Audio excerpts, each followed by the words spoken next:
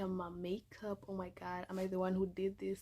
Anyway, welcome back to my YouTube channel. It's Girenimo here. I'm back. I know I have been quiet, like I know it sucks, man. I've just been quiet because I've been busy, I'm in school, I'm working, so I have to get my life together. But I'm back, and I'm back with a bang. I hope you guys missed me, yo. Anyway, so today I have decided I'm gonna talk about how I began my process to come and study here in the United States. Just in case you didn't know, I'm in the United States, based in Minnesota. Thank you for the applause. I know you did applaud for me. But yeah, like it's not an easy process, but let's jump in right to the video. Yeah, so guys, as I was saying, like it was a long process to come to this country. I mean, I came this year in January, so it wasn't the easiest thing, but ilibidi tu nimejikakamua. I mean, it wasn't easy. And my older sister is here. She's been here for almost 10 years. Yeah, and she's married here. She has a whole life here. She's a nurse. Anyway, I don't want to talk too much about her. Let me talk about the process that I had to go through to get to this country and study here. By the way, it's a really nice country. If you want to apply for scholarships, just in case you, I mean, anything is possible. I mean, I'm here, ain't I? That really shows something, so like it's not impossible for anyone to come here. All you have to do is go and search for the school you'd like to apply to. And it's better if you had a nice grade in high school, but I'm not saying if you didn't have a nice grade in high school it's impossible for you to come and study here. I'm just saying it will increase your chances of studying here in the States. So first of all, you're gonna need your what's it called, your oh my god. What's wrong with me? You're going to need your certificate, your KCSE certificate. You're going to need okay, let me start with the school. You're only going to need that. So it will depend with the school that you are applying to. The school I applied to required me to do TOEFLs. I'm sure some of you know what TOEFL is. It's like an English test you have to do so that they are sure that you know English and you can talk in English, you can converse in English, because they don't want you to come here and have a hard time. And yeah, I also did SATs back in Kenya. Like some schools you can do them here, I don't know, I think, but I did them back in Kenya and I got a good grade. So yeah, at first I wanted a scholarship. At first I finished Form 4. Why do I keep saying I finished Form 4 in 2018, so I began the process in 2019 January. First I went to computer classes. Kila Mkenya anajua, my parents wetu wanatakanga twende computer, but yeah, it was for my own benefit. So I went to a computer class which took like 3 months approximately. I also went to a guitar class. Yes, my people, I can play the guitar. Okay, I'm not a pro, but I know some keys. I can play some songs, yes, but I didn't come with my guitar because I don't know why I didn't. Yeah, so I went for 3 months to a guitar class, and yeah, I got a certificate in computer in the guitar class. What else did I do? And I also went for driving in Kenya. Oh, I still don't know how to drive. I don't know. I mean, I'm so scared for no reason, but anyway, I'm gonna get there. So I did those three within 1 year. I also did the TOEFLs with TOEFLs and the SAT within that same year. And you guys, sold. Oh my god. Ooh. And you guys should be careful when you're going to look for what? Oh my god. When you guys are looking for a place to do your TOEFL and SAT, some are like not real, some are scams. There's one that I went to do to practice my TOEFLs. and they vanished with our money. That teacher never came to teach me, and she just came one time. That's the only time she came, and yeah, it was a scam. We kept on calling her, tulikuwa tunashinda tukimpigia, we're asking her, yo, I need to do the exam soon. She's giving us excuses like, oh, I'm going to I'm at it's a coincidence you've called me right now. I'm going to book your exam right now. She told us that like 20 times, and she never really fulfilled her promise. And so you guys should be careful. I recommend you guys to go to Upper Hill. Like, that's the legit place where I did my TOEFLs and I did my SATs. They booked for me an exam. First first you book the exams, and then you're given like approximately 3 to 4 weeks to study for the exams. So I was given this huge book that had math inside, and English. So what was I to say? Pretty much it's all about the English and the math. So that's what the exam is all about. And yeah, it's not too hard. All you have to do is study, and that's what I did. I almost lost hope because I don't know, I didn't have that drive. As much as I wanted to come to the States, I've always wanted to come to the States ever since my big sis came here. Shout out to Isabella Ndongo Parkins. Yeah, so that's my sister. Ever since she came here, I always wanted to follow her here, but for some reason that drive just ended. I had a drive before, but I was like, whatever happens, And yeah, I got a B minor in high school, which was okay. It helped me get here. A good grade is really important. So if you're in high school, don't follow those groups that tell you I know it's cliche to choose your friends wisely, but trust me, I chose my friends wisely, and that's what got me here, because I was serious in my studies. And that B minor, it wasn't hard, it wasn't easy to get it, but I got it. And yeah,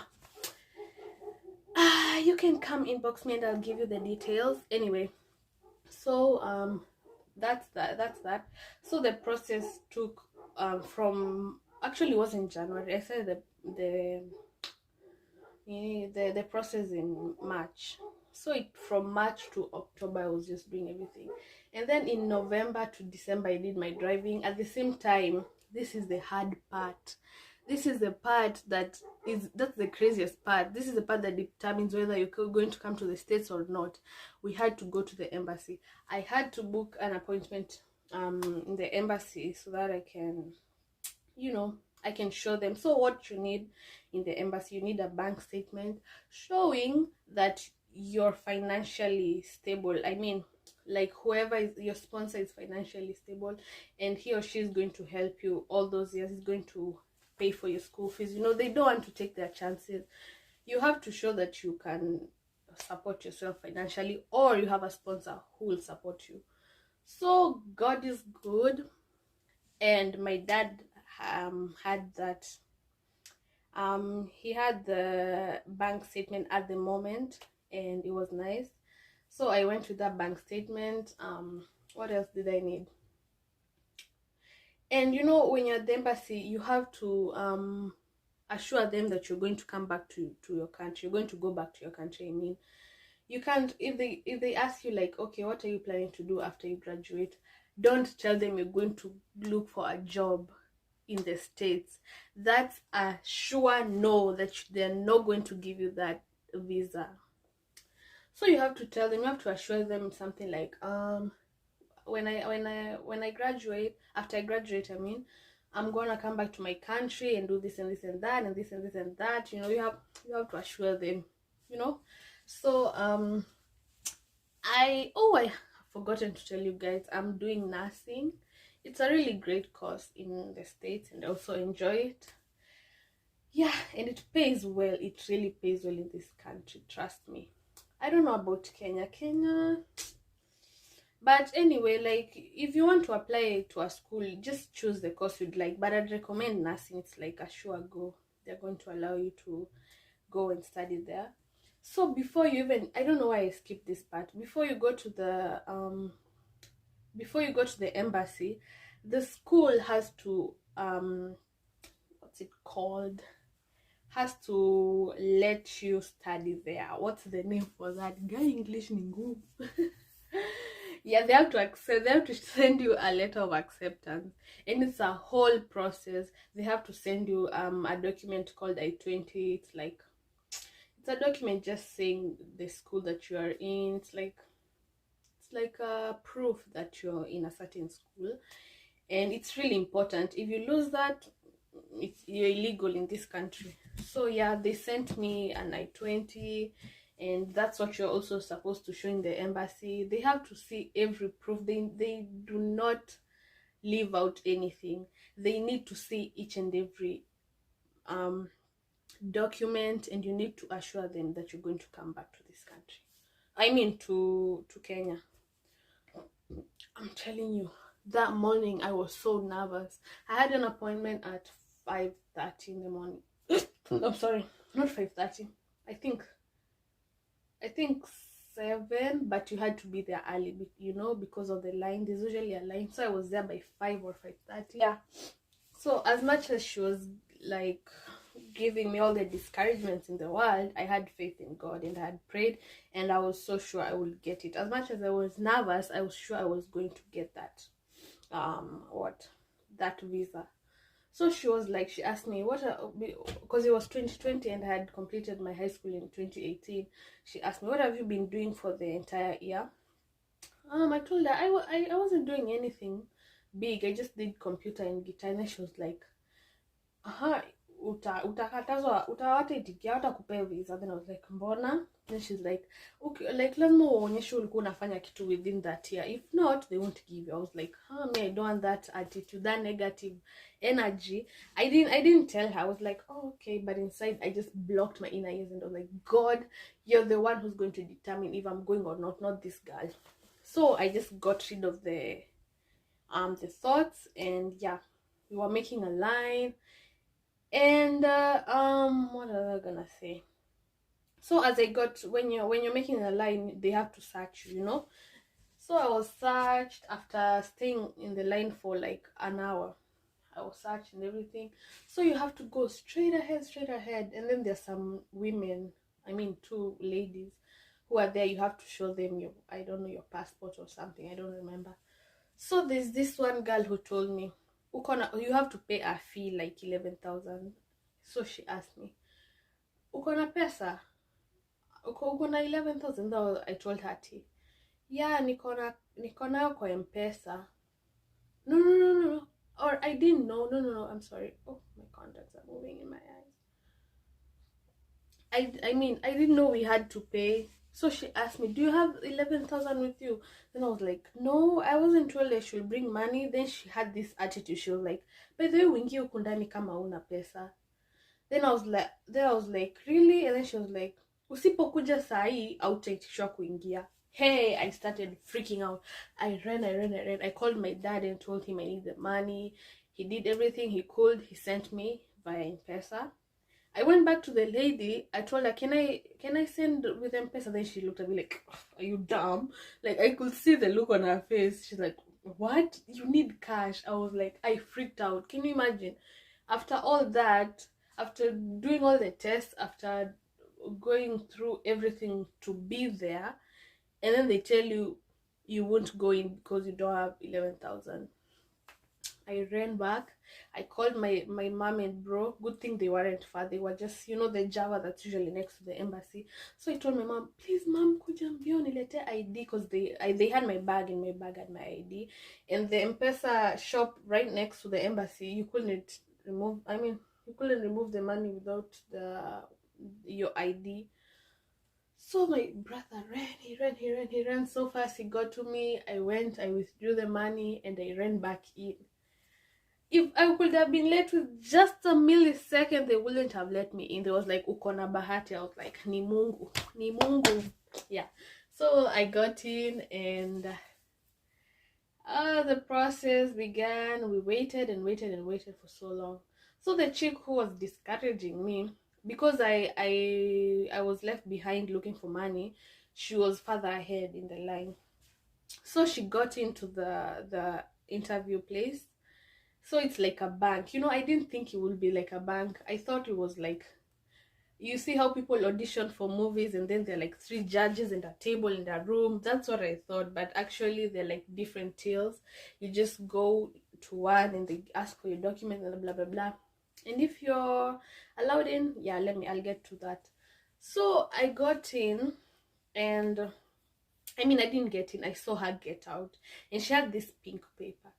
So I didn't know what the pink paper stood for, if she was given or not. So I asked her, then she was like, but she was just smiling. So I was like, oh my god. I was like, oh god, please, mini patona jump to anagopa. I was just so scared. But yeah, I mean, let God, right? Let God.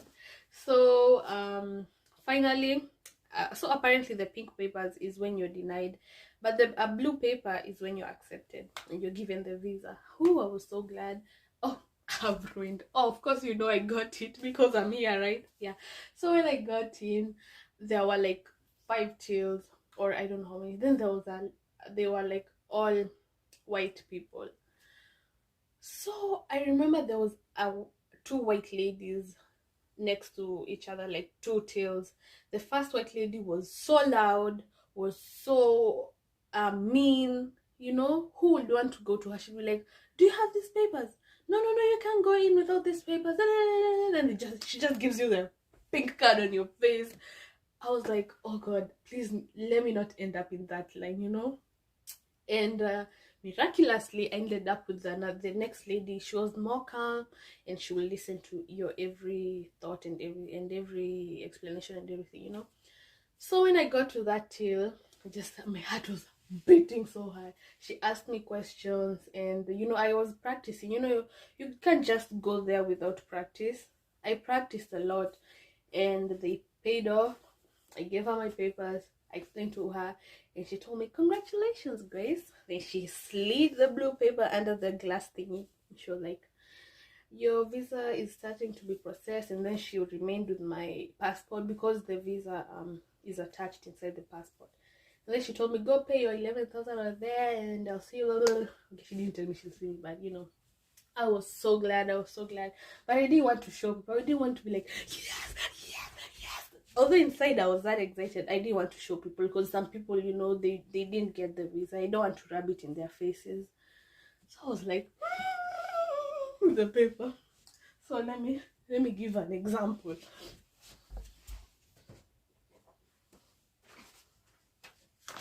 So let's assume this is the blue paper. So I was like, I want people to see, but at the same time I don't want to like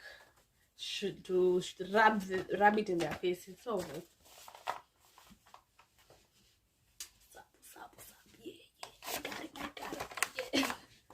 so finally when I got out, like I just put the paper on the back of my my trousers, and I didn't want to brag, you know. I'm so humble. So I just walked like I didn't even get it. People outside were just looking at me like they couldn't tell, because I wasn't showing any expression on my face. So I was like, I walked over, and my brother and my mom were at the back, and then they looked at me like, they was like, and they went, oh my god, we were so glad. I went and hugged my mom, I hugged my bro. They couldn't believe it. It's a miracle, honestly, because wow, it was a real miracle, for real. The first person I called was my dad. Then I called Isa, my sis who's here. Then I called Betty, my other sister. Oh, it was so exciting. And on as soon as 9th January, I traveled on my birthday. Yeah, that's a blessing. That was like a present to me. So I traveled on my birthday. I had turned 19.